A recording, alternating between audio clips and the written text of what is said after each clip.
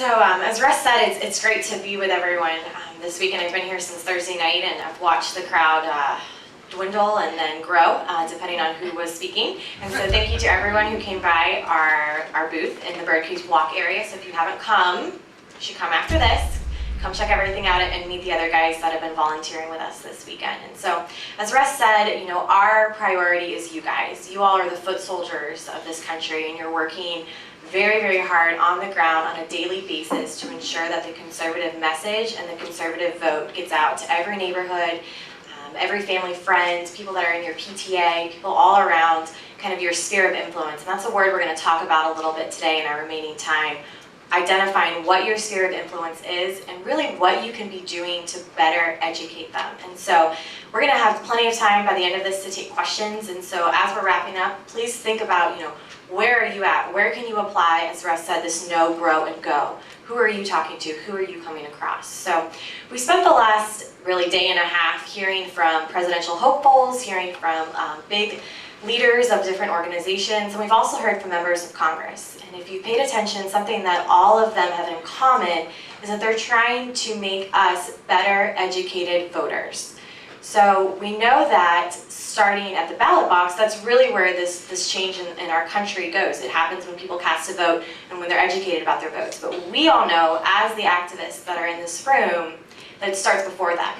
And it really begins on the ground with political activism. And that's something that we can't stress enough, and that your intentional act to bring about social, political, and environmental change, actually doing something. So getting up off the couch, not yelling at the TV every time Barack Obama is on the TV, and actually doing something is what we want to capitalize and what we at Heritage Action really want to do to help you guys do better and to equip you in those fights. So as we think about how to be involved in the political process, it's really important that we understand the value of political activism really today on the front lines and on the battleground. Truly, my husband's in the Army, and there's something he says to me over and over again, and he heard it from his first platoon guy, but I'm pretty sure it's like an old Chinese proverb, but it says that it's a mistake to confuse your importance to the mission with your proximity to the battle. And in the Army, they use that to say, whether you're a guy that's on the trenches and you're, loading grenades, you're just as important as the MI officer that's back in an office at a desk collecting data. Well, that same analogy can be applied for us as activists. Whether your battlefield is your living room, whether it's your local church meeting, your small group, maybe it's that PTA meeting, the Christmas card list that Russ was talking about. Whatever that is, it's important and it's valued, and each of those efforts helps us here in DC be able to have that muscle to really move Congress, like Mike was saying, in one direction or the other. So even if you feel like you're far away, you're in a state that feels incredibly far away from the Capitol and from your state capital, it matters. And that's what we really want to stress, and that's what this weekend is all about. It's encouraging people to do more before we get to the important battles that are in that ballot box. So your mission field, it could be your computer, your town hall, your congressman's office.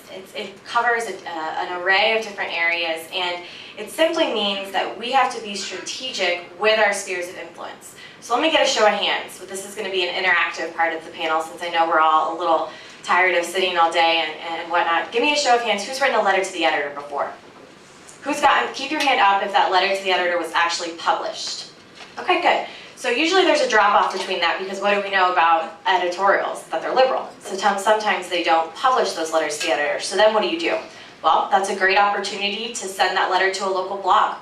All those blogs that are in your local community are starving for content, and I know that they would love to hear from each of you. So don't let them go wasted. Raise your hand if you've ever called a member of Congress. Keep your hand up if you were nice to them.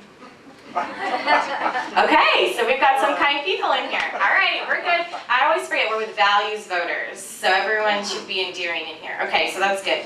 Raise your hand if you have visited a congressman's office. Keep your hand up if you brought cookies with you for the receptionist.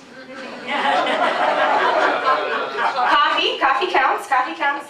Okay, so what do we know about talking with our members of Congress? We know that we have to keep it simple, and that we have to be kind. At the end of the day, screaming patriots are never remembered. They're ignored because they're frustrated. And they don't sound like they actually know what they're talking about. There's no facts, there's just anger. So we need to remember that as we're making those calls, as we're making those visits, that we keep it simple and we keep it kind, so that when that member is on the House floor or the Senate floor and they're voting on an issue, they have your mind, your voice, and your talking points in their mind. Russ talked about how he's worked for different members of Congress. He knows, we all know from our time on the Hill, that it matters, that activism matters, that those calls that come in, that even if they're fielded by an intern, they're still getting to that member of Congress. And so we have to remember that. And we have to remember that it's bigger than just us, and it's bigger than just what we're doing on that little day for those 5 minutes, that it's really hoping to sway a member of Congress in a specific way. Raise your hand if you've been to a town hall. Okay, a couple of you. Who brought a video camera? All right, guys, we got a lot of work to do. So the guy that's videoing the session had a video camera with him. I also know that he has a local blog in St. Louis, and this blog is a great place for people that are in that area. Who else is in St. Louis? A couple people. All right, good. So this is a great opportunity to come up and meet him afterwards and say, listen, I'm going to go to the next member's local town hall, even something as silly as like a city council town hall. Whoever goes to those? Us, in this room. We need to be there. So bring your camera. That's a perfect opportunity to send it to a local blog. Maybe you go home and you review back what that member said, what their questions were. There's your material for a letter to the editor. If you can take this material that we're learning out on the ground, out in the field, and really turn it into an ability to actually influence the people around us, that's where the victories are won. Take that video, let's upload it to YouTube. What about Facebook? We can share it then. Who uses Twitter? That's like a bad word here this weekend. Let's see. Okay, we got like 3 people. So Twitter is really easy, and a lot of people that we train across the country say to me, okay, well, what's the difference between Facebook? What's the difference with Twitter? I don't want to use it. It's so much extra work. I have to be on the computer longer than 10 minutes. All that is wrong. Twitter is the easiest thing ever. It's 140 characters, guys. That's it. 140 letters.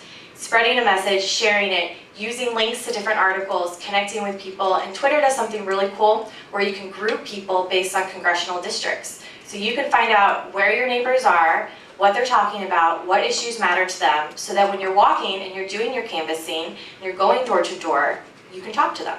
So speaking of canvassing, who walks doors? Who knocks on doors? Who's ever done that? Okay, good. How many doors have been shut in your face? A lot. It's hard. It's totally hard. Completely understand.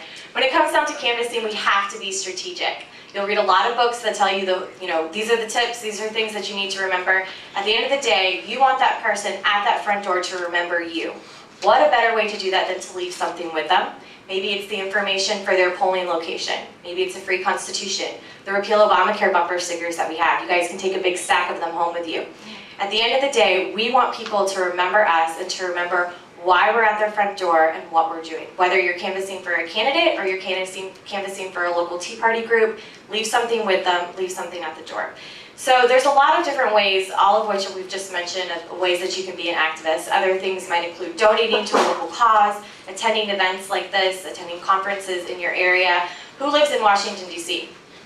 Okay, great. So all of you people that didn't raise your hand, that means you've got a conference like this, a state think tank, a Heritage Action Information Hub, something that's right around your corner that you can get involved in.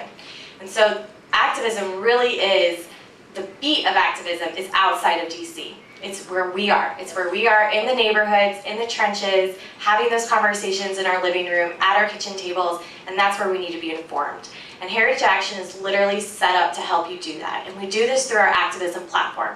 Each of you on your chairs, you have a little card that says Join Heritage Action today. Well, if you haven't done it, now's a great time to do it, because we're not going to let you leave this room until you do it. So Nathaniel's our muscle. He's going to be at the door collecting these cards as people are leaving, and we're going to give you micro-targeted emails that are based on where you live, what issues matter to you the most. So if you care about education and you live in Benton, Kentucky, you're going to get emails about how your member of Congress is voting on education only for Kentucky.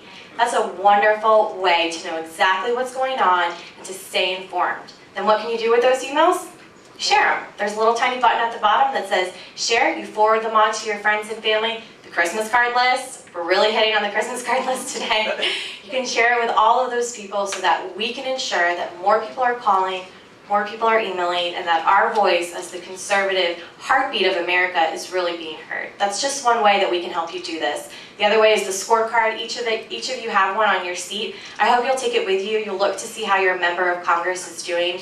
It's a rolling scorecard, which means that it's updated constantly with brand new votes. Stay updated. Know what they're voting on so that you can get in touch. And when you call that member, or you write that member, or you email them, that you can be kind and say, listen, I'm not sure that I like how you voted on this, and you only got a 60% on the scorecard for Heritage Action. And I know Heritage Action is legit because they don't grade on a curve, and so you're doing something wrong here. You can have that conversation, and then you can come back and you can send me an email and say, hey Jess, this is how it went. I need some reinforcements, or whatever the issue would be. So there's a myriad of different ways. A great place to start is our Heritage Action website, heritageaction.com. And we're going to use the rest of our time today. We have about 15 minutes left, and we're going to take your questions.